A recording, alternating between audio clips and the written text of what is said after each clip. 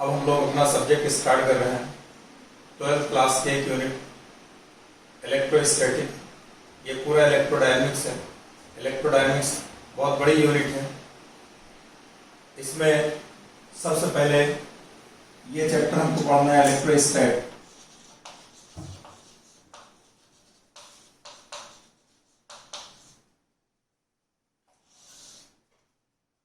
इलेक्ट्रोस्टैट इसमें एक चैप्टर आएगा electric field, electric potential, Gauss's theorem.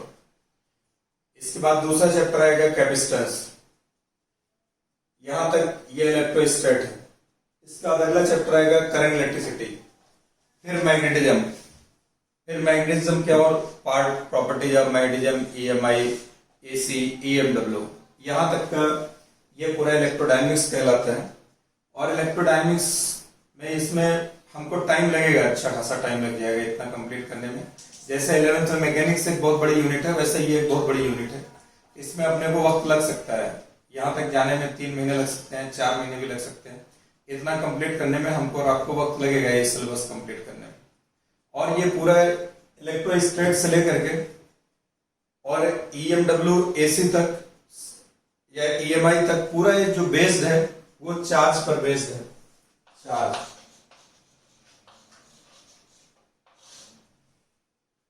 अगर हम चार्ज को हटा दें यहां से तो ना इलेक्ट्रिक फील्ड, इलेक्ट्रिक पोटेंशियल होगा, ना करंट होगी, ना मैग्नेटिज्म आएगा, ना ईएमआई आएगा।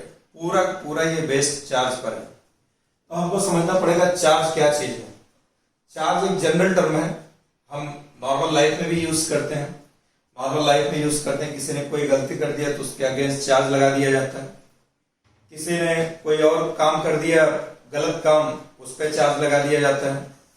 तो चार्ज एक जनरल टर्म है, लेकिन हमको इस्तेमाल करना है यहाँ पर अपने इस चैप्टर में। तो पहले हमको चार्ज को समझना पड़ेगा, चार्ज है क्या। अब जैसे सपोज कर लिए, जैसे आप ट्रेन में सफर कर रहे हैं, टिकट नहीं लिए हैं, टीटी आएगा, चेक करेगा, आपके अगेंस्ट चार्ज लगा देगा।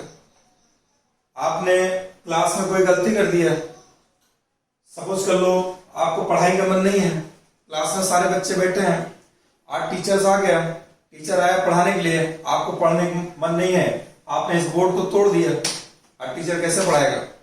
पूछेगा किसने तोड़ा, कोई कुछ नहीं बता रहा है।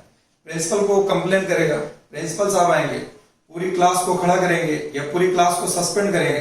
जब सस्पेंड करेंगे और कुछ चार्ज लगाएंगे कि हर बच्चे के ऊपर 2000 रुपीज का चार्ज है, 50 स्टूडेंट्स हैं, 2000 रुपीज का चार्ज लगेगा और आपकी 3 दिन क्लास नहीं होगी। तो अब तोड़ा किसी एक बच्चे ने, तो सारे बच्चे ये चार्ज क्यों झेले? फिर प्रिंसिपल साहब क्या काम करें? कोई एक बच्चा होगा जो नहीं बर्दाश्त कर पाएगा, या वो अपने मम्मी पापा से इतना डर रहा होगा कि आप पढ़ने गए हो, जाकर इतनी डांट पड़ेगी, वो बता दिया कि हमने नहीं, हम लोगों ने नहीं, इन्होंने तोड़ा है।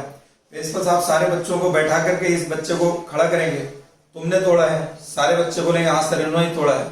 जैसे उस बच्चे को खड़ा करेंगे और उस बच्चे से बोलेंगे तुमने क्यों तोड़ा, तुमने ऐसा किया वैसा किया, तुम्हारे अगेंस्ट चार्ज लगाया जाता है, तुम्हारे ऊपर 10,000 रुपीज का चार्ज लगाया जाएगा। 10,000 रुपीज का ये पनिशमेंट, और तुम 14 दिन के लिए टर्मिनेट, 14 दिन का वनवास, क्लास में नहीं आ सकते हो 14 दिन। जब आओगे अपने पेरेंट्स के साथ और 10,000 रुपीज चार्ज भरोगे तब आगे तुम्हें क्लास में परमिट किया जाएगा, अदरवाइज नहीं। जैसे वो बच्चा ये सुनेगा कि हमारे ऊपर 10,000 का चार्ज, सारे बच्चे बैठे हैं, वो बच्चा अकेला क्लास में खड़ा है, 10,000 रुपीज का चार्ज, और अपने पेरेंट्स के साथ तुम आओगे तभी क्लास का परमिशन मिलेगा, वरना आपको परमिशन क्लास से टर्मिनेट कर दिया जाएगा। अब बच्चा 12th में है, बोर्ड सामने है, जैसे वो ये फरमान सुनेगा, आप ये सोचिए उसके अंदर क्या होने लगा होगा। उसके अंदर की फीलिंग बदल जाएगी, उसके फेस का रिएक्शन बदल जाएगा। तो जब अंदर से कुछ कुछ होने लगे, ये क्या कहलाता है? चार्ज। क्या कहलाता है? चार्ज। चार्ज का नाम सुनते हैं, उसके कुछ हुआ उसके अंदर, तो कुछ कुछ होने लगे तो charge. Charge is a property which create something. Charge क्या है? इसका जो जनरल डेफिनेशन है, चार्ज इज ए प्रॉपर्टी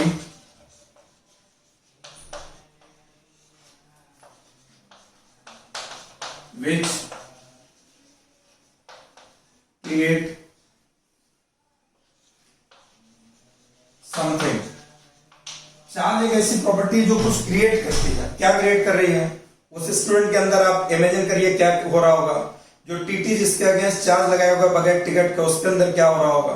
कोई मर्डर कर देता है, दरोगा उसके ऊपर चार्जशीट लगा देता है, चार्जशीट तैयार करता है, उसके अंदर क्या हो रहा होगा? यानी कुछ क्रिएट करता है चार्ज अंदर, जो जिसके अंदर क्रिएट हो रहा है वही समझ रहा होगा। अब यहां पर क्या होगा, हमको पढ़ना है इलेक्ट्रोस्टैट। यहां पर चार्ज क्या क्रिएट करेगा? अब इलेक्ट्रोस्टैट में यहां पर इलेक्ट्रिक फील्ड और मैग्नेटिक फील्ड क्रिएट करेगा। चार्ज की प्रॉपर्टी यहां पे क्या है, क्या क्रिएट करेगा? इलेक्ट्रिक फील्ड और मैग्नेटिक फील्ड। तो चार्ज है ये property which create something, general term है, ये कुछ क्रिएट करता है। मैंने आपको बता दिया यहां पर क्या क्रिएट करेगा, यहां पर इलेक्ट्रिक फील्ड और मैग्नेटिक फील्ड। अब हमको जो इस चैप्टर में पढ़ना है वो इलेक्ट्रिक फील्ड के ही बारे में पढ़ना है, मैग्नेटिक फील्ड अभी दूर रहेगा। अब चार्ज होता कितने टाइप का है? चार्ज दो टाइप के होते हैं। कैसे पता चलेगा? देखिए कोई हमने ये ब्लॉक ले लिया या मेटल ले लिया, इसके अंदर चार्जेज हैं, ये न्यूट्रल बॉडी लेते हैं, कितने प्लस, 6 प्लस है 6 माइनस, इसको हम बोलेंगे ये न्यूट्रल बॉडी, न्यूट्रल बॉडी। इसका मास m, इसमें कोई चार्ज नहीं है बिकॉज 6 पॉजिटिव दिख रहे हैं आपको, 6 नेगेटिव, तो न्यूट्रल बॉडी होगी, कोई चार्ज नहीं होगा। ये पॉजिटिव चार्ज जो होता है न्यूक्लियस में होता है। न्यूक्लियस के अंदर प्रोटॉन और न्यूट्रॉन होते हैं। न्यूट्रॉन न्यूट्रल होता है, प्रोटॉन पे पॉजिटिव चार्ज होता है, और न्यूक्लियस के अंदर प्रोटॉन न्यूट्रॉन होते हैं, इसलिए न्यूक्लियस हमारा पॉजिटिव चार्ज होता है। इनको ना हटाया जा सकता है, ना इनको निकाला जा सकता है, ना इसके अंदर कुछ और ऐड किया जा सकता है। ये इलेक्ट्रॉन जो निगेटिव चार्ज दिख रहा है, ये इस जो भी हमारा ये मेटल है, जो भी एलिमेंट है, इसके अराउंड ये इलेक्ट्रॉन फ्री होता है, ये ऑर्बिट में ये अपना रिवॉल्व करता रहता है। किसी बॉडी से हम इलेक्ट्रॉन विड्रॉ कर सकते हैं, इलेक्ट्रॉन को ले जाकर उसके अंदर ऐड कर सकते हैं। सपोज के लिए कभी हमने इसको इस बॉडी में से, इसमें ये जितने पॉजिटिव चार्ज है ये इतने रहेंगे, प्लस इसमें हमने कुछ इलेक्ट्रॉन विड्रॉ कर लिया, इलेक्ट्रॉन निकाल लिया। अब इलेक्ट्रॉन निकाल लेंगे, अब पहले के मुकाबले में चार्ज हमें पॉजिटिव चार्ज ज्यादा दिख रहा है, नेगेटिव चार्ज कम दिख रहा है, तो ये कैसी बॉडी कहलाएगी? पॉजिटिवली चार्ज बॉडी कहलाएगी, पॉजिटिवली चार्ज बॉडी। और इसमें इलेक्ट्रॉन कम हो गया, इलेक्ट्रॉन डिफिशिएंट बॉडी कहलाएगी, और electron deficient body, electron deficient body, क्योंकि इसमें से हमने इलेक्ट्रॉन विड्रॉ कर लिया, इलेक्ट्रॉन डिफिशिएंट बॉडी हो गई, पॉजिटिव चार्ज एक्सेस में आ गया। अब हम इलेक्ट्रॉन जब भी निकालेंगे, एक इलेक्ट्रॉन का चार्ज होता है 1.6 इंटू 10⁻⁻19 कूलम, और एक इलेक्ट्रॉन का मास होता है 9.1, ये मास ऑफ इलेक्ट्रॉन जो होता है 9.1 इंटू 10⁻31 kg, बहुत कम होता है, बहुत कम, -31। अब यहां पर m मास था, लेकिन कुछ तो है ये मास, एक इलेक्ट्रॉन कुछ मास तो ही है, इसमें से हमने कुछ इलेक्ट्रॉन निकाल दिया, तो जितना मास था उसमें से ये मास कम हो जाएगा, m minus delta m, delta मैंने लिख दिया इसलिए, कितना बहुत स्मॉल मास निकला होगा, लेकिन फिर भी मास कम हुआ है, ठीक है। इसी तरीके से अगर हम इसमें ये इलेक्ट्रॉन ने विड्रॉ कर लिए, इस बॉडी में अगर हम इलेक्ट्रॉन ला करके ऐड कर देते हैं, ये प्लस,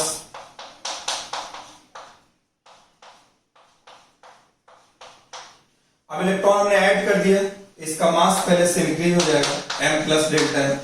इसमें इलेक्ट्रॉन एक्सेस में आ गए, पॉजिटिव चार्ज कम दिख रहा है, इसलिए ये बॉडी निगेटिवली चार्ज बॉडी कहलाएगी, निगेटिवली चार्ज बॉडी।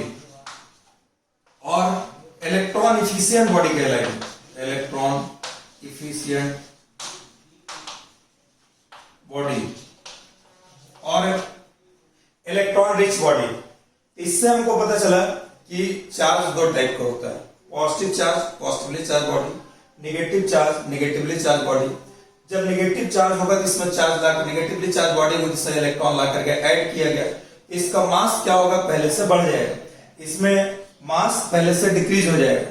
तो थ्योरेटिकल क्वेश्चन जब भी कभी आएगा तो पूछेगा इलेक्ट्रॉन ऐड कर देते हैं, मास इंक्रीज होगा, डिक्रीज होगा, रिमेन्स द सेम या नन ऑफ द अबव, ठीक है। तो अगर हम मास इलेक्ट्रॉन ऐड करेंगे तो मास इंक्रीज हो जाएगा, इलेक्ट्रॉन विड्रॉ कर लेंगे तो मास डिक्रीज हो जाएगा।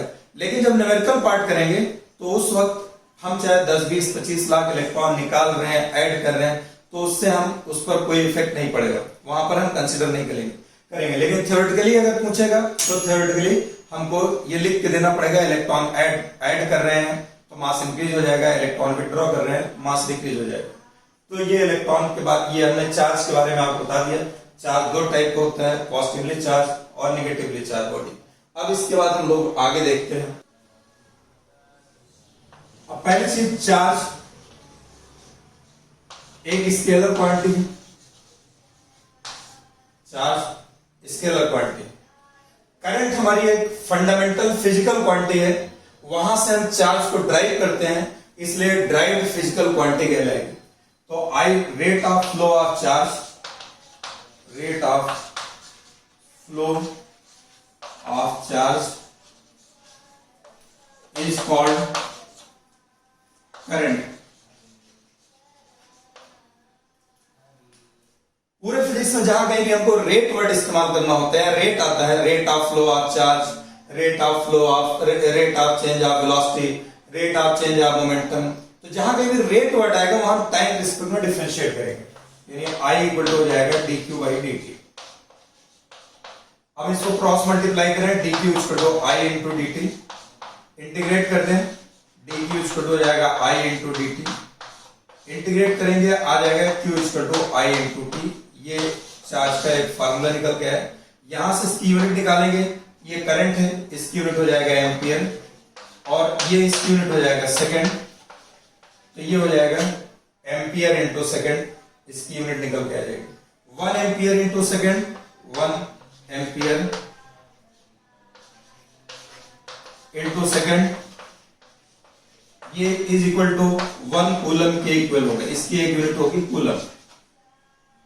अब यहां पर इसका डिफरेंट फॉर्म देखें, 1 कूलम ये इक्वल टू होगा 3 इंटू 10⁹ ESU के इक्वल होगा, ESU ये कहलाता है इलेक्ट्रोस्टैटिक यूनिट, ESU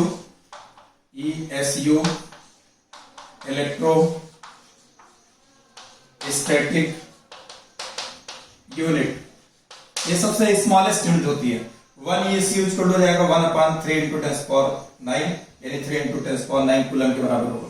ये ESU इलेक्ट्रोस्टैटिक यूनिट। एक यूनिट इसकी होती है EMU होती है, 1 कूलम इक्वल टू हो जाएगा 3 इंटू 10⁹9 ESU, ये इक्वल टू हो जाएगा 1/10 EMU के बराबर हो जाएगा। EMU अपॉन ESU, अगर हम देखें EMU अपॉन ESU, ये आ जाएगा 3 इंटू 10⁻10, ये EMU अपॉन ESU 3 इंटू 10⁻10, जो कि CGS यूनिट में स्पीड ऑफ लाइट के बराबर होगा C स्पीड ऑफ लाइट कितना होता है 3 इंटू 10⁸ मीटर पर सेकंड, ये SI यूनिट में। CGS में 3 इंटू 10⁻10 सेंटीमीटर पर सेकंड, यानी ये C स्पीड ऑफ लाइट के बराबर हो जाएगा, इनका दोनों का रेशियो EMU अपॉन ESU। का दूसरा नाम होता है, ESU को हम बोल सकते हैं, ये एक यूनिट इसका नाम होता है फ्रैंकलिन। तो हमने आपको कितनी यूनिट बता दिया, एक फ्रैंकलिन बताया जो कि ESU बराबर होता है, एक ESU यहां पर ESU बता दिया, इसकी एक यूनिट कूलम निकल करके आ गया एम्पियर इंटू सेकंड, ये इतनी यूनिट बताया। एक इसकी और लार्जेस्ट यूनिट होती है फैराडे, ये आ जाए जब और में लेते हैं एम्पियर इंटू, यहां पर सेकंड है ना, ये एम्पियर इंटू सेकंड ना लेकर के एम्पियर इंटू और लेंगे, ये 1 फैराडे आ जाएगा, ये लार्जेस्ट यूनिट है फैराडे। ESU स्मॉलेस्ट यूनिट है, 1 फैराडे इक्वल टू होता है 1 फैराडे, ये इक्वल टू 96500, ये इतना कूलम के इक्वल होगा, यहां C means coulomb, 1 faraday equal to 96500 coulomb, ये इसकी यूनिट हो गई। तो यूनिट आपको मैंने इसके डेफिनेशन बता दी है। चार्ज क्या होता है मैंने आपको बताया बच्चों, चार्ज वो एक प्रॉपर्टी है, जनरल टर्म है जो कुछ क्रिएट करती है। यहां हमको इलेक्ट्रिक फील्ड और मैग्नेटिक फील्ड क्रिएट करेगा। इसके बाद चार्ज के बारे में मैंने बताया, चार्ज दो टाइप का होता है, एक पॉजिटिव चार्ज होता है, एक नेगेटिव चार्ज होता है। फिर चार्ज को मैंने बताया ये ड्राइव फिजिकल क्वांटिटी है जो कि करंट से निकाला गया, rate of flow of charge is called current. यहां से dq बराबर I into dt, q equal to I into t निकल गया। ड्राइव फिजिकल क्वांटिटी इसकी ये यूनिट आ जाएगी एम्पियर इंटू सेकंड, कूलम ये SI यूनिट है, ये CGS यूनिट है ESU, इलेक्ट्रोस्टैटिक यूनिट, उसका कूलम और ईएसयू का रिलेशन ये है, कूलम का और ईएमयू का रिलेशन ये है, ईएमयू अपॉन ईएसयू 3 × 10⁻10 कूलम के इक्वल होगा। ईएसयू को फ्रैंकलिन भी बोलते हैं, ये स्मॉलेस्ट यूनिट होती है, लार्जेस्ट यूनिट इसकी होती है फैराडे होती है, 1 फैराडे इक्वल टू 96500 कूलम। ये मैंने आपको यूनिट के बारे में बता दिया। अब प्रॉपर्टीज देखो, पहले एक प्रॉपर्टी है charge associated with mass, without mass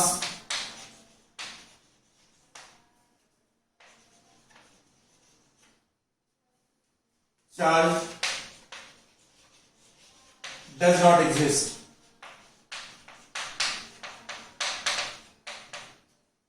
charge वही एग्जिस्ट करेगा जिस बॉडी पे मास होगा, जिसका मास नहीं होगा उस पर चार्ज एग्जिस्ट नहीं करेगा।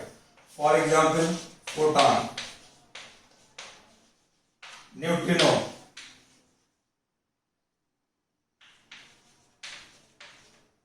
एक्सेट्रा। फोटॉन पे कोई ऐसा पार्टिकल है जिस पर कोई मास नहीं होता, इसलिए इसकी एनर्जी हम लोग E = mc² नहीं लिखते, E = h × न्यू लिखते हैं। मास का टर्म उसमें नहीं आता, मास ही नहीं है। अब फोटॉन पे कोई चार्ज नहीं होगा, न्यूट्रिनो पे कोई चार्ज नहीं होगा, because no mass no charge, इसके ऊपर कोई चार्ज नहीं होगा, बिकॉज नो मास। एक प्रॉपर्टी आपको ये बताया, उसका चार्ज इनवेरिएंट, चाहे इनवेरिएंट बोलो और इंडिपेंडेंट विद वेलोसिटी।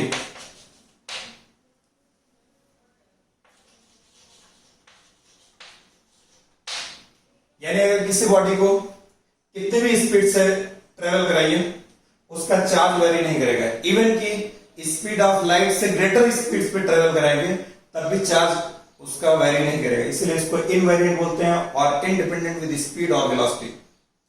मास के साथ ऐसा नहीं है, अगर मास किसी बॉडी को अगर लाइट की स्पीड से ग्रेटर स्पीड पे ट्रेवल कराया जाएगा तो उसका मास चेंज हो जाता है, ठीक है, m = m0/√1 - v²/c²। But charge के साथ ऐसा नहीं है, चार्ज इनवेरिएंट, चार्ज क्वांटाइज्ड होगा, charge is quantized. Quantize means ये Q = हो जाएगा ±n × a। अभी मैंने थोड़ी देर पहले आपको बताया था चार्ज पॉजिटिव भी होता है नेगेटिव भी होता है, इसलिए इसमें प्लस आएगा माइनस आएगा। ये कैसे किस फॉर्म में रहेगा, जैसे 2e रहेगा, -3e रहेगा, +5e रहेगा, +5e और -8e, इस तरीके से रहेगा। चार्ज कभी इस फॉर्म में नहीं आएगा, 1/3e या -2/11e, फ्रैक्शन फॉर्म में नहीं रहेगा। अगर चार्ज फ्रैक्शन फॉर्म में हो जाएगा, इफ चार्ज, ये ऐसे कहीं कंसिडर नहीं किया जाएगा। जहां पे भी आपको प्रॉब्लम मिलेगी 2e, -3e, 5e, 6e, एक होल नंबर रहेगी इस टाइप से, ठीक है। अब यहां पर if charge in fraction form,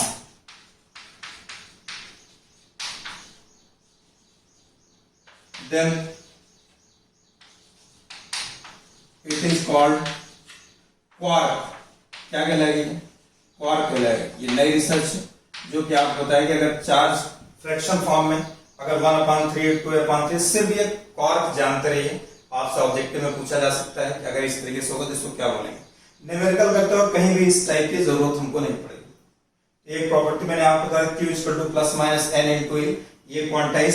अभी हमने आपको बताया था Q = I × t बताया था इससे पहले, ठीक है, और यहाँ Q = n × e, इनका एक गहरा रिलेशन है।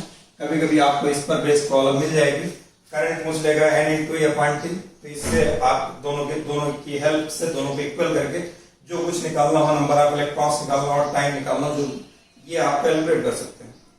इसके बाद नेक्स्ट प्रॉपर्टी आएगी charge follow law of conservation. या चार्ज कंजर्व होता है, charge follow law of conservation. मैंने आपको बताया चार्ज इनवेरिएंट होता है, चार्ज क्वांटाइज्ड होता है, चार्ज कंजर्व होता है। जैसे अगर सपोज के लिए कोई ये बॉडी, इसके ऊपर हमने गामा रेस ये डाल दिया, गामा रेस का चार्ज जीरो, मास भी जीरो, यहां से पेयर ऑफ प्रोडक्शन क्या निकल के आएगा, यहाँ पे प्रोडक्ट पेयर ऑफ प्रोडक्शन है प्लस 1 ई निकल के आएगा, पॉजिट्रॉन इलेक्ट्रॉन निकल के, ये पॉजिट्रॉन निकल के आएगा प्लस 1 ई को और बीटा चार्ज पार्टिकल बोलते हैं, ठीक है, ये पॉजिट्रॉन कहलाएगा। यहाँ पर इलेक्ट्रॉन निकल के आएगा, ये बीटा चार्ज पार्टिकल हो गया, ये इलेक्ट्रॉन निकल के आएगा -1 ई आएगा। अब यहाँ पर +1 ई और -1 ई दोनों का अगर एटॉमिक ये नंबर को अगर हम ऐड करते हैं तो यहाँ पर ये 0 आ जाएगा। एटॉमिक नंबर में क्या होता है, ये एटॉमिक नंबर होता है, इसमें number of electrons equal to number of protons, तो नंबर ऑफ इलेक्ट्रॉन्स क्यू बराबर है, यही हमारा चार्ज होता है। तो यहाँ पर जितना पहले ये 0 था, अगर हम इनको दोनों को ऐड करें अभी 0 है, बट यहाँ पर पेयर ऑफ प्रोडक्शन बोलते हैं, यहाँ पर एक पेयर निकला है, ये प्रोड्यूस हुआ +1 ई और -1 ई, लेकिन हम बैलेंस कराएंगे तो इधर भी 0 है, इधर भी 0 है, इसलिए कोई रिएक्शन जब भी हम बैलेंस कराते हैं तो एटॉमिक नंबर को बैलेंस करा देते हैं, क्योंकि चार्ज कंजर्व रहेगा, charge follow law of conservation. इसके बाद ट्रांसफर ऑफ चार्ज।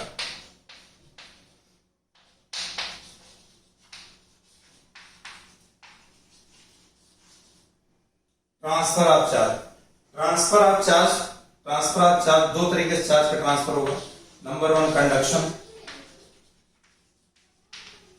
और सेकंड नंबर पे इंडक्शन।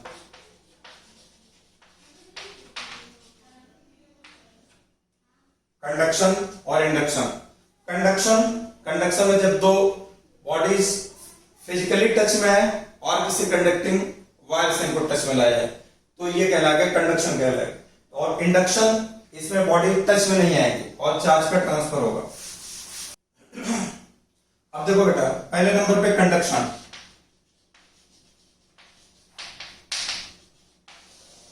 कंडक्शन में क्या है, बॉडीज एक दूसरे टच में आएंगी। हीट ट्रांसफर में भी आपने पढ़ा होगा, हीट ट्रांसफर जो है, जो ट्रांसफर होती है हीट, वो कंडक्शन है, वहां पर भी कन्वेक्शन है, रेडिएशन है। वहां पर जो एक वर्ड कंडक्शन आया है, वहां पर हीट का ट्रांसफर तभी होता है जब दो बॉडी टच में रख दी जाते हैं, डिफरेंट टेम्परेचर की कांटेक्ट में आती है, तो हीट का फ्लो होने लगता है, एक हीट ट्रांसफर होती है। इस तरीके से चार्ज का ट्रांसफर हमको करना है, तो चार्ज कैसे ट्रांसफर होगा, कंडक्शन के थ्रू।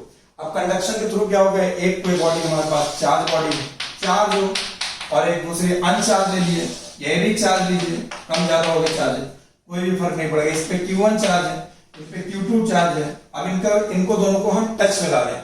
अब टच में लाने के लिए हम क्या काम कर सकते हैं, इनको चाहे डायरेक्ट टच करा दो या किसी एक कंडक्टिंग वायर के थ्रू टच करा दो। ऐसा अगर टच कराएंगे तो चार्ज का फ्लो होगा ये यहां से। अब कब तक चार्ज का फ्लो होगा, कुछ बच्चे समझते हैं जब तक चार्ज बराबर ना हो जाए, ऐसा नहीं है, चार्ज का फ्लो होगा। अभी हमने आपको स्टार्टिंग में क्या बताया था, rate of flow of charge is known as current, यानी जैसे यहां पर चार्ज का फ्लो होगा वैसे करंट फ्लो होने लगेगी, यानी ये चार्ज का फ्लो रुक जाए तो करंट रुक जाए, यानी करंट तब तक, ये जब तक चार्ज का फ्लो होगा तब तक करंट फ्लो हो रही होगी, जैसे चार्ज का फ्लो रुकेगा वैसे करंट जीरो हो जाएगी। यानी I इक्वल टू क्या होता है, I इक्वल टू होता है delta V upon R, delta V upon R. अब हमारा करंट जीरो हो जाए, रेजिस्टेंस तो जीरो हो नहीं सकता इसका, करंट जीरो हो जाए। करंट जीरो कब होगा, जब डेल्टा V जीरो हो जाए। डेल्टा V मतलब क्या होता है, फाइनल माइनस इनिशियल, यानी फाइनल पोटेंशियल दोनों का ये इक्वल हो जाएगा, तो ये आ जाएगा जीरो अपॉन आर, ये इक्वल हो जाएगा जीरो। यानी ये कब करंट जीरो होगी, जब पोटेंशियल क्या होगा, दोनों का कॉमन हो जाएगा। पोटेंशियल कॉमन हो जाएगा तो चार्ज का करंट जीरो हो जाएगी, करंट जीरो हो जाएगी यानी चार्ज का फ्लो रुक जाएगा। यानी आप यहां पर एक पॉइंट लिख सकते हैं, flow of charge, flow of charge stop when potential becomes common। ये ध्यान रखिएगा, यहां पर क्या कॉमन हो जाएगा, पोटेंशियल कॉमन हो जाएगा।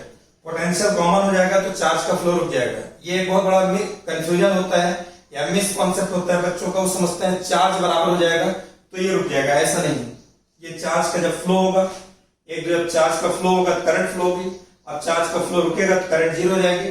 करंट जीरो तभी होगा जब पोटेंशियल डिफरेंस जीरो होगा। ठीक है, तो ये इतना। अच्छा, एक चीज मैं आपको यहाँ और बताते हुए चल रहा हूँ, यहाँ पर ये ध्यान दे दिए, डेल्टा एक्स, हमको पूरे फिजिक्स में एक जगह वर्ड आएगा डेल्टा एक्स, ये होगा x2 minus x1, final minus initial, ठीक है, ये ओनली चेंज बताएगा, ओनली चेंज। और एक टर्म आएगा dx, इनमें दोनों डिफरेंस जानते रहिए, ये भी x2 minus x1, x2 minus x1, ये भी फाइनल माइनस इनिशियल है, बट जहां वर्ड d लगेगा, d जहां वर्ड d लगेगा, it means very change change, very change change, ठीक। ये जैसे 5 माइनस 3 2 आ जाएगा, ये आएगा 0.1 माइनस 0.001, तो एक स्मॉल चेंज आएगा, तो जहां भी स्मॉल चेंज आएगा वहां डी लगता है।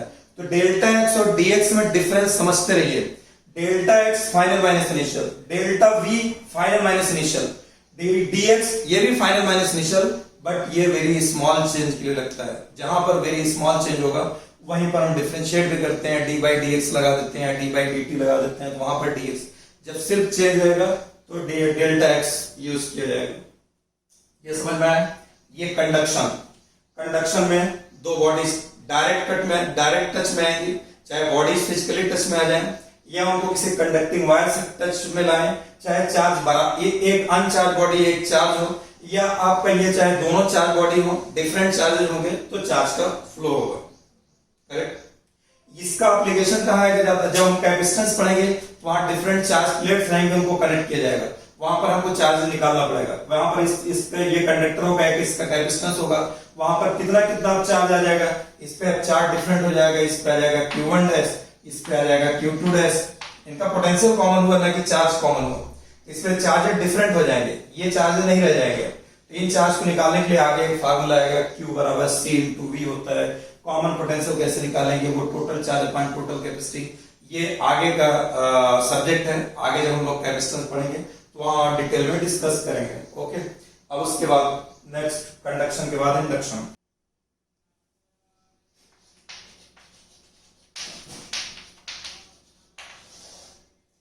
इंडक्शन में मैंने आपको बताया इसमें बॉडी डायरेक्ट टच में नहीं आएंगी, कुछ डिस्टेंस पर होंगी, तब एक बॉडी दूसरे बॉडी को देख करके चार्ज हो जाती है, कुछ ना कुछ चार्ज आ जाएगा। अब चाहे अपने रियल लाइफ में आप ले लीजिए, हम मान लीजिए अब कोई सपोज कर लिए कोई बच्चा है, ये देखिए क्लास में डिफरेंट बच्चे बैठे हैं, अब मान लो ये जो टी शर्ट पहने हुए इनकी टी शर्ट बहुत अच्छी है, बहुत रेड और ग्रीन में दिख रही है, ये बगल वाला बच्चा देखा इनकी टी शर्ट थोड़ा हल्की दिख रही, इन्होंने देखा इनको इनकी टी शर्ट इतनी अच्छी है, अच्छा कल हम भी एक टी शर्ट खरीद के लाते हैं, ये इनको देख करके चार्ज हो गए, इंडक्शन का इफेक्ट आ गया। टच में नहीं है, डिस्टेंस है, लेकिन डिस्टेंस बहुत ज्यादा नहीं होनी चाहिए, डिस्टेंस शॉर्ट रहेगा तभी इंडक्शन का इफेक्ट भी आएगा, लार्ज डिस्टेंस कर देंगे तो इंडक्शन का इफेक्ट नहीं आएगा, क्यों, दिखेगा नहीं है, जब दिखेगा नहीं तो इनके दिल में ख्यालात कैसे आएंगे। इसी तरीके से आपने मान लिया मोबाइल लिया, ये मोबाइल सादा मोबाइल लेकर के या बगल वाला बच्चा जो है ये इसके पास बहुत अच्छा मोबाइल है, अब ये देखा यार मेरे पास तो सादा है, मेरे पापा ने दिया, अब मैं इसके बाद इनसे अच्छा मोबाइल लेकर के आऊंगा, एंड्रॉइड है, ये इंड्यूस्ड हो गया। दूसरा एग्जांपल लीजिए, जैसे क्लास में एक रूम में दो बच्चे रह रहे हैं, हॉस्टल में आप रह रहे हैं, एक रूम में दो बच्चे हैं, एक बच्चा बहुत पढ़ाई कर रहा है और एक बच्चा बिल्कुल पढ़ाई नहीं कर रहा है। क्यों नहीं पढ़ाई कर रहा है, कह रहा है 4 दिन की जिंदगी है, ऐश कर लो यार, इतनी मेहनत करने से क्या फायदा।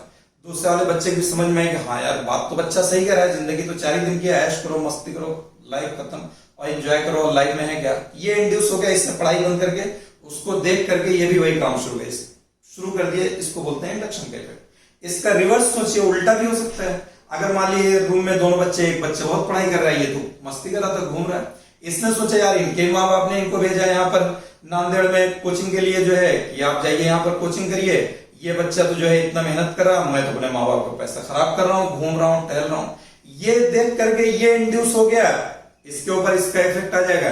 इसने पढ़ाई शुरू कर दिया कि 6 घंटा पढ़ता है, मैं तो 8 घंटे पढ़ाई करूंगा, इसको बोलते हैं इंडक्शन का इफेक्ट। लेकिन ये तभी पॉसिबल होगा जब डिस्टेंस कम होगी, या बीच में कोई आपने ऐसा इंसुलेटर लगा दिया, मान लिया ये रूम है, रूम में दीवार लग गई, ऐसी दीवार है जो ट्रांसपेरेंट नहीं है, उस तरफ है तो दिखेगा भी नहीं, तो ये अंदर सो रहा है, पढ़ रहा है, क्या कर रहा है, दूसरे के ऊपर इफेक्ट नहीं आया। तो या तो इंडक्शन, ये जो डायरेक्ट्रिक लगेगा इतना तगड़ा नहीं होना चाहिए, डायरेक्ट्रिक बहुत कम होना चाहिए। इस तरीके से जो है आज जब डिस्टेंस कम होती है तो इंड्यूस हो जाता है, इसी तरीके से चार्ज भी जो है इंड्यूस हो जाता है, इंड्यूस होकर के इसमें जैसे ये इसमें अपोजिट नेचर का आएगा, जनरली इक्वल या उससे कम आएगा चार्ज।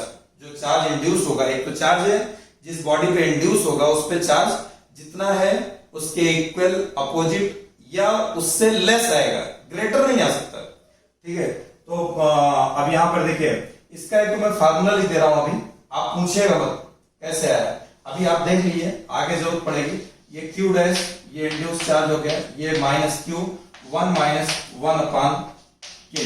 ये के भी क्या चीज है आगे भी बताएंगे 2 लेक्चर के बाद। ये के डाइलेक्ट्रिक कांस्टेंट कहलाता है, ये रिलेटिव परमिटिविटी कहलाएगा, अभी आप बस यहां जानते रहिए इसको सिर्फ।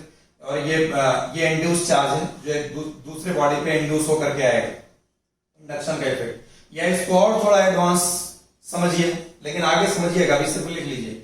इसको ऐसे भी लिखते हैं, सिग्मा डैश हो जाएगा माइनस सिग्मा 1 अपान के। सिग्मा के बारे में मैं भी आगे बता रहा हूं, ठीक है, अभी सिर्फ नोट कर लिए, आगे समझ में आ जाएगा आपको। ये दोनों एक रिलेट है एक दूसरे से, इसलिए ऐसे लिख दिया। ठीक, सरफेस चार्ज डेंसिटी कहलाती, आगे आएगा। ये सिग्मा डैश निकल के आगे। तो मैं आपको समझा रहा था इंडक्शन का इफेक्ट कैसे आएगा। इंडक्शन का इफेक्ट ये, जैसे कोई बॉडी इस पे प्लस प्लस चार्ज रखा गया, अब यहाँ पर एक कोई बॉडी है, ये अनचार्ज बॉडी, ठीक है, ये अनचार्ज बॉडी।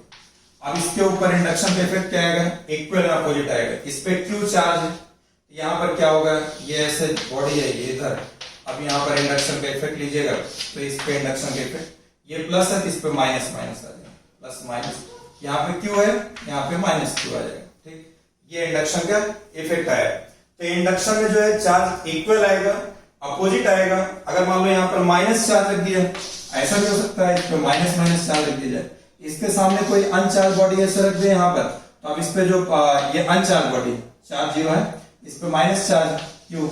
अब यहाँ पर क्या होगा, ये ऐसे जो बॉडी है ये, यहाँ पर जो चार्ज आएगा इस पे पॉजिटिव चार्ज आएगा, अपोजिट चार्ज आएगा, अपोजिट नेचर का, इसीलिए यहाँ पर माइनस ये साइन आ रहा है। अगर पॉजिटिव होगा तो अपने आप ये नेगेटिव आ जाएगा, जैसे पॉजिटिव है यहाँ नेगेटिव आएगा।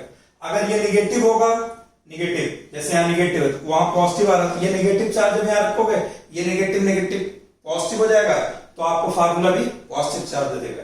के डाइलेक्ट्रिक कांस्टेंट है, मेटल के लिए के की वैल्यू इनफाइनाइट होती है, और 1 अपान इनफाइनाइट, मेटल के लिए के की वैल्यू इनफाइनाइट होती है, मेटल के लिए अभी आगे आएगा, फिलहाल यहाँ समझ लो के क्या होगा, इनफाइनाइट। तो अगर एक मेटेलिक कंडक्टर ये है, एक मेटेलिक ये है, इस पे चार्ज इक्वल एंड अपोजिट आएगा, क्योंकि यहाँ इनफाइनाइट रखोगे तो 1 अपान इनफाइनाइट 0 होता है, तो 1 माइनस 0 1 ही आएगा, क्यू डैश कितना हो जाएगा, माइनस क्यू आएगा, इसलिए मेटल में इतना आएगा माइनस क्यू। मेटल के ही केस में चार्ज इक्वल एंड अपोजिट आएगा, बाकी और कोई भी केस होगा जहां डाइलेक्ट्रिक आ जाएगा तो 1 में से इतना माइनस हो जाएगा, जब 1 में से इतना माइनस हो जाएगा चार्ज पहले से कम हो जाएगा। इसलिए मैंने आपको स्टार्टिंग में क्या बोला, चार्ज या इक्वल आएगा मेटल केस में, या उससे लेस आएगा, ग्रेटर नहीं आ सकता इंडक्शन में, इंडक्शन में ग्रेटर है। ठीक है, अब देखिए एक दूसरा एग्जांपल लेते हैं। अब देखिए जैसे हमने ये चार्ज, ये एग्जांपल ले रहा हूं, यहां पर ये कोई स्फेरिकल बॉडी ले लिया, हॉलो स्फीयर, यहां चार्ज है। अब इसमें होगा क्या, अब यहां पर ये चार्ज है,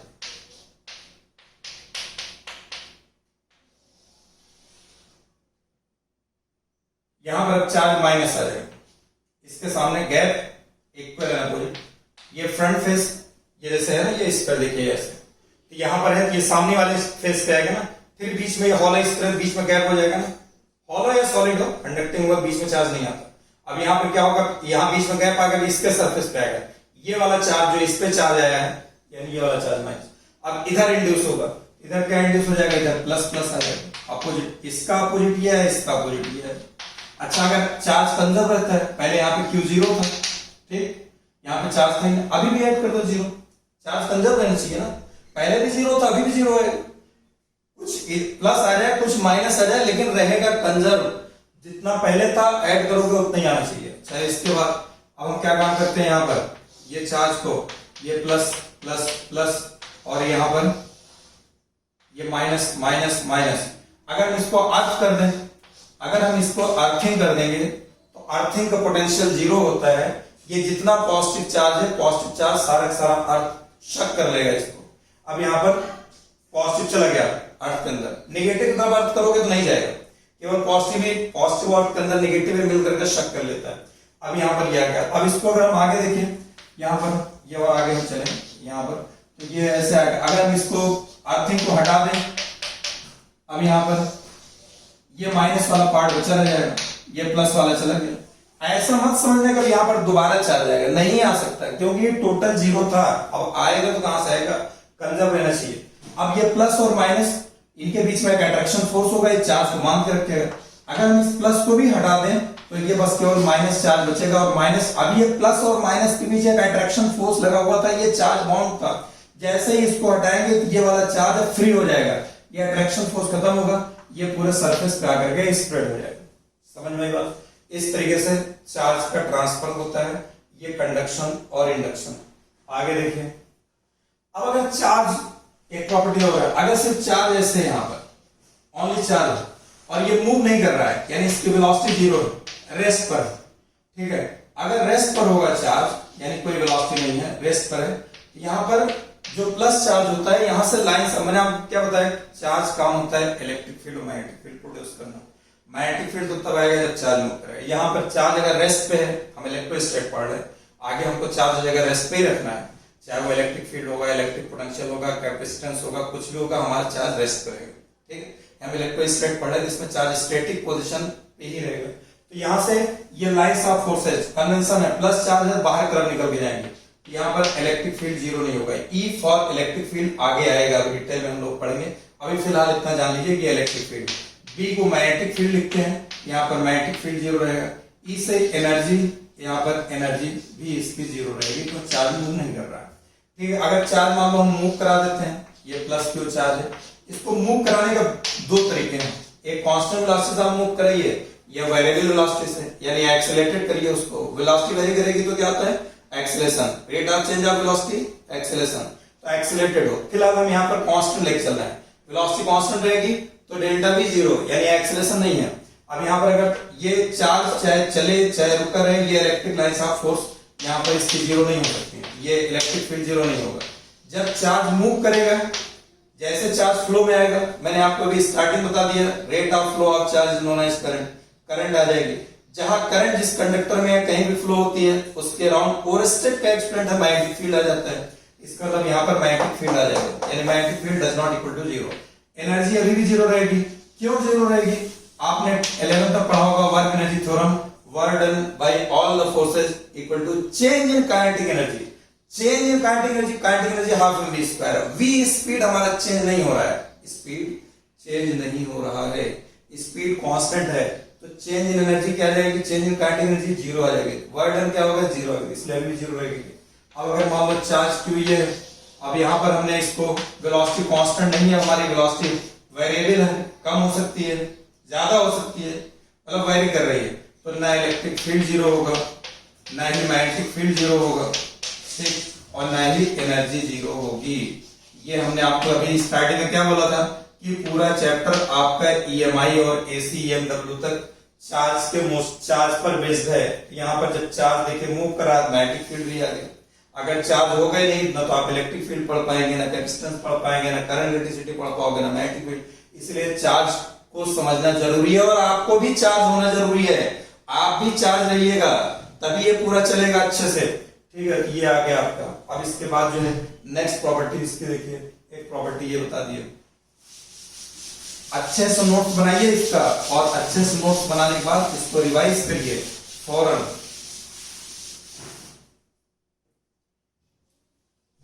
इसके बाद नेक्स्ट हमने आपको बताया चार्ज जो स्टे करता है, या जो मैक्सिमम स्टे करता है जिस जगह, चार्ज सरफेस पे स्टे करता है, चार्ज resides on the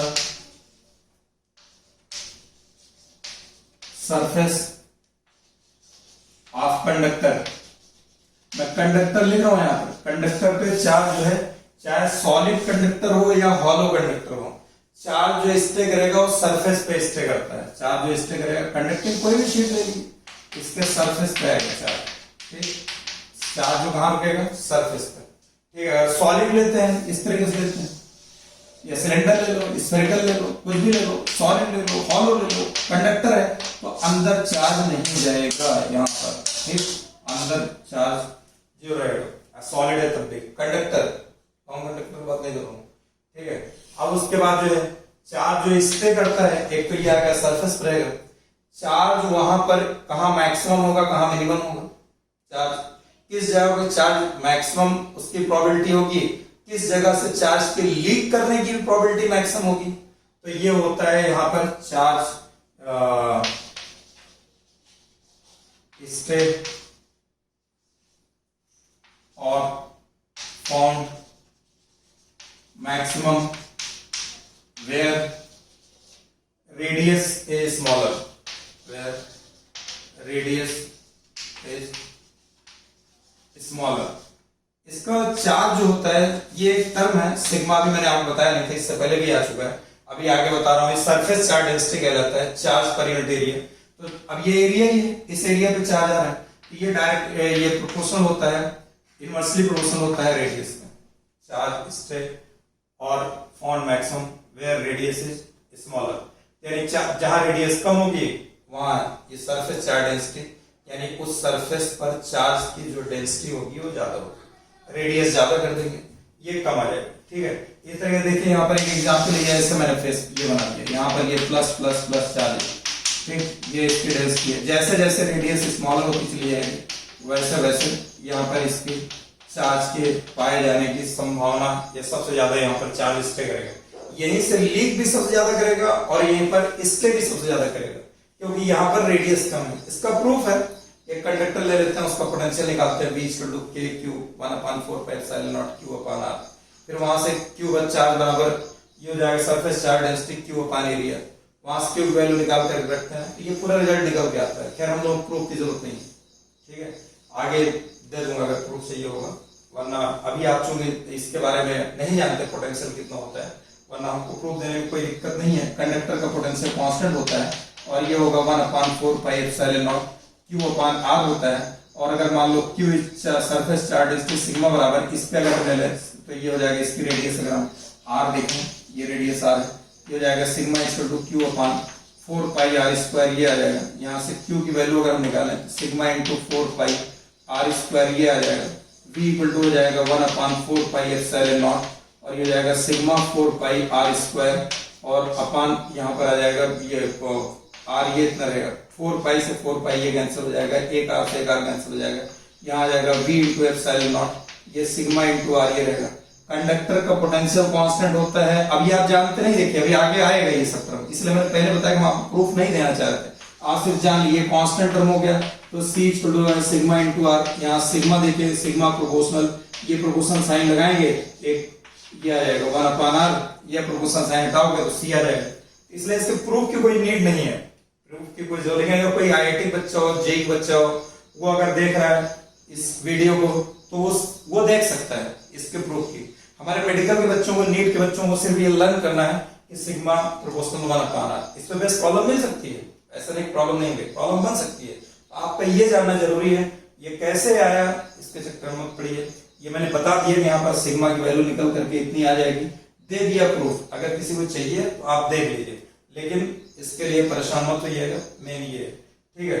फिलहाल मैं आपको बता रहा था सिग्मा क्या होता है, सिग्मा के बारे में आपको बता देता हूं, अभी लास्ट में बताता हूं आपको, ठीक है। अब तो ये वही है, इससे पहले भी आपको नहीं बताया, लास्ट में 2-3 टर्म एक साथ बताता हूं। देखिए अब आगे एक टर्म आएगा, हमको पूरे फिजिक्स में जब हम पढ़ेंगे यहाँ पर हम पॉइंट चार्ज पढ़ेंगे, पॉइंट चार्ज, पूरे फिजिक्स में हमको पॉइंट चार्ज ही पढ़ना है, ठीक है। पॉइंट चार्ज क्या होगा, point charge, point charge is just like a point, just like a point, ये पीटी मतलब पॉइंट है, कहेंगे शॉर्ट में से लिख दो पॉइंट, और treated as a sphere, as a sphere, बहुत छोटा है, पॉइंट है, लेकिन हम पॉइंट हो गया इस ट्रीट करके चलेंगे कि स्फेरिकल है।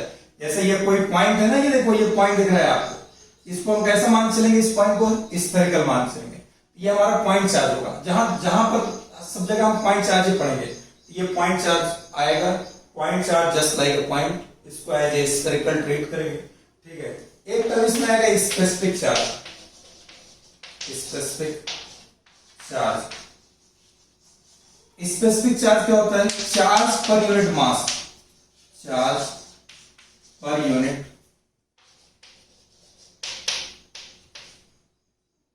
Mass is called specific charge, यानी Q अपान एम। यूनिट पूछे तो कूलम पर केजी, ये आएगा specific charge coulomb per KG. अब इसके बाद हमको आगे जो पढ़ना है लीनियर चार्ज डेंसिटी, जिसको लैम्डा से नोट करते हैं, charge per unit length, surface charge density जो मैंने अभी पीछे यूज किया सिग्मा टर्म, ठीक है, charge per unit area, charge per unit length, charge per unit area. इसके बाद फिर पूरे वॉल्यूम पे चार्ज बिखरा हो, चार्ज पर यूनिट वॉल्यूम, उसको रो से यूज करते हैं। तो अब इसके बारे में हम आपको नेक्स्ट क्लास के कल वाले क्लास में इसको बताएंगे, और फिर उसको कैसे इंटीग्रेट करके कहीं चार्ज वेरी कर रहा हो तो हम चार्ज कैसे कैलकुलेट करेंगे इंटीग्रेशन के थ्रू, अगली वीडियो में हम लोग इस लेक्चर को देखेंगे।